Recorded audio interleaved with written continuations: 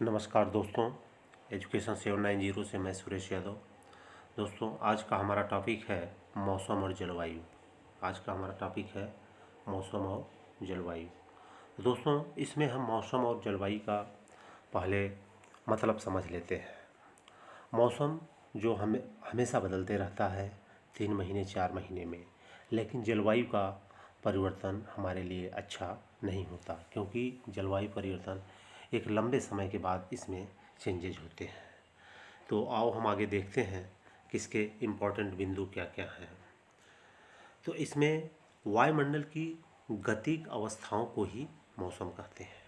इसका मतलब वायुमंडल की गतिक अवस्थाओं को मौसम कहते हैं। मतलब कि जो हमारा डे टू डे लाइफ में 1 या 2 मंथ के अंदर परिवर्तन होता है, उसे हम क्या कहते हैं? मौसम कहते हैं। सामान्य रूप से विश्व की जलवायु 12 प्रमुख जलवायु प्रदेश में विभाजित किया गया है। तो अगर हम देखा जाए तो पूरे विश्व की जलवायु को 12 भागों में बांट दिया गया है। अब इसमें देखते हैं कि पहला हमारा जाता है बादल। क्या जाता है? बादल। वायुमंडल में जल वाष्प शीतल होकर जल के अति सूक्ष्म कणों में संघनित हो जाता है, जिसे हम क्या कहते हैं? बादल कहते हैं। क्या कहते हैं? बादल कहते हैं, जैसा हम सभी को पता है। फिर दूसरा हमारा टॉपिक आता है गुप्त ऊष्मा। वाष्पीकरण में ऊष्मा खर्च होती है तथा संघनन में ऊष्मा मुक्त होती है। यह मुक्त ऊष्मा संघनन की गुप्त ऊष्मा कहलाती है। संघनन की गुप्त ऊष्मा, जैसे हम पानी को उबालते हैं तो उससे जो भाप निकलता है उसमें बहुत ज़्यादा ऊष्मा होती है, लेकिन जब वही बादल में बारिश के रूप में नीचे आता है तो उससे ऊष्मा क्या होती है? मुक्त होती है। फिर नेक्स्ट पॉइंट हमारा है आर्द्रता। आर्द्रता क्या होता है कि जो हमारे वायुमंडल में नमी होती है, जो हमारे वायुमंडल में नमी होती है उसको हम क्या कहते हैं? आर्द्रता। नेक्स्ट देखते हैं निरपेक्ष आर्द्रता। निरपेक्ष आर्द्रता किसी वायु के निश्चित आयतन पर उसमें उपस्थित आर्द्रता की मात्रा निरपेक्ष आर्द्रता कहलाती है। इसे प्रति वर्ग सेंटीमीटर पर ग्राम में प्रदर्शित किया जाता है। इसके बाद दूसरा हमारा आता है सापेक्ष आर्द्रता। क्या आता है? सापेक्ष आर्द्रता किसी निश्चित ताप पर एक निश्चित आयतन वाली वायु राशि में आर्द्रता का सामर्थ्य तथा उसमें उपस्थित जलवाष्प की वास्तविक मात्रा के अनुपात को सापेक्ष आर्द्रता कहते हैं। नेक्स्ट हमारा आता है विशिष्ट आर्द्रता। वायु में पाए जाने वाले वाष्प के भार और आर्द्र वायु के भार के अनुपात को क्या कहते हैं? विशिष्ट आर्द्रता कहते हैं। एग्जाम में कई बार इनकी डिफिनीशन दे दी जाएगी और फिर बोला जाएगा कि यह विशिष्ट आर्द्रता है या सापेक्ष आर्द्रता है या निरपेक्ष आर्द्रता है। अब नेक्स्ट हम आते हैं संघनन। जल वाष्प को जल के रूप में बदलने की क्रिया को क्या कहते हैं? संघनन। मतलब जो भाप के रूप में वायुमंडल में जाता है पानी और फिर वह जलवाष्प जल के रूप में बदलने की क्रिया को क्या कहते हैं? हम संघनन कहते हैं। मतलब जो भाप जाता है फिर जब वह पानी की बूंद में बदल जाता है तो उसको हम क्या कहते हैं? संघनन। क्या कहते हैं? संघनन। नेक्स्ट हमारा आता है ओस। अब हम कई बार ठंडियों के दिन में देखते हैं कि सुबह हम जब घास पे जाते हैं तो वहाँ ओस पड़ी रहती है। तो क्यों होता है? तो इसका मतलब बता रहा है कि रात में ठंडे धरातल के संपर्क में आने वाली वायु की आर्द्रता के कारण पेड़ पौधों, धरातल एवं अन्य वस्तुओं पर जल बिंदु के रूप में बैठ जाते हैं। इन्हीं जल बिंदुओं को क्या कहा जाता है? ओस कहा जाता है। क्या कहा जाता है?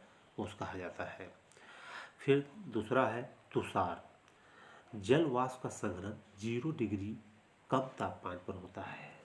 जल वाष्प का संघनन 0 डिग्री कम तापमान पर होता है, जो जल कण के बजाय हिमकण उत्पन्न होते हैं। हिमकण परस्पर जुड़कर तुषारों की रचना करते हैं। किसी करते हैं? तुषारों की रचना करते हैं। ओस और तुषार एक ही है, बस इसमें अंतर इतना ही है कि यह 0 डिग्री से कम तापमान पे जलकण जो है हिमकण उत्पन्न कर देता है। क्या करता है? हिमकण मतलब बर्फ के रूप में जमने लगता है। नेक्स्ट हमारा है पाला। धरातल पर जल वाष्प का धरातल पर पाला में क्या होता है कि धरातल पर जल वाष्प का घनीभवन यानी 0 डिग्री सेंटीग्रेड मतलब 32 डिग्री फ़ारेनहाइट या उससे कम तापमान पर होता है, जल के बजाय हिम उत्पन्न होता है, जो क्या कहा जाता है, पाला।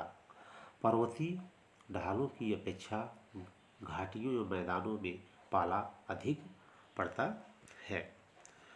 अब नेक्स्ट हमारा आता है कोहरा। क्या आता है, नेक्स्ट हमारा क्या आता है, कोहरा। तो कोहरा हम देखते हैं कि सतह के निकट पाया जाता है या पृथ्वी सतह के निकट पाया जाता है।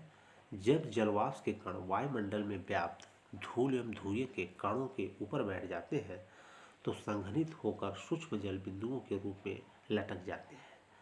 समूह के रूप में धुएं के बादल की तरह दिखते हैं। हल्के कोहरे को धुंध या कुहासा कहते हैं। इसमें दृश्यता 1 किलोमीटर से अधिक किंतु 2 किलोमीटर से कम होती है। कई बार ये फैक्ट पूछा जा सकता है कि 1 किलोमीटर से अधिक और 2 किलोमीटर से कम होती है। नेक्स्ट हमारा है मेघ। यदि कोई वायुराशि गर्म होकर ऊपर उठती है तब अधिक ऊंचाई पर ठंडी होने से उसकी आर्द्रता उष्मांक प्राप्त कर लेती है। क्या प्राप्त कर लेती है, उष्मांक प्राप्त कर लेती है। और उष्मांक के कण ही मेघ हो जाते हैं, क्योंकि जो भी गर्म पानी होता है भाप के रूप में वो ऊपर जाता है, लेकिन एक सर्टेन ऊंचाई के बाद वहाँ पे ठंडा पा करके वह पानी के बूंद के रूप में बदल जाता है। तो उससे जो फॉर्मेशन होता है उसको हम क्या कहते हैं, मेघ कहते हैं। क्या कहते हैं, मेघ कहते हैं। अब हम देखते हैं वर्षा। क्या देखते हैं, वर्षा। वायुमंडल में उपस्थित जल वाष्प जब संघनित होकर जल की बूंद अथवा हिमकण के रूप में धरातल पर गिरती है तो उसे वर्षण या वर्षा कहते हैं। वर्षण या वर्षा कहते हैं। वर्षा के 3 मुख्य प्रकार हैं। वर्षा क्या है, 3 मुख्य प्रकार है। पहला है संवहनीय वर्षा, दूसरा है पर्वतीय वर्षा और तीसरा है चक्रवाती वर्षा।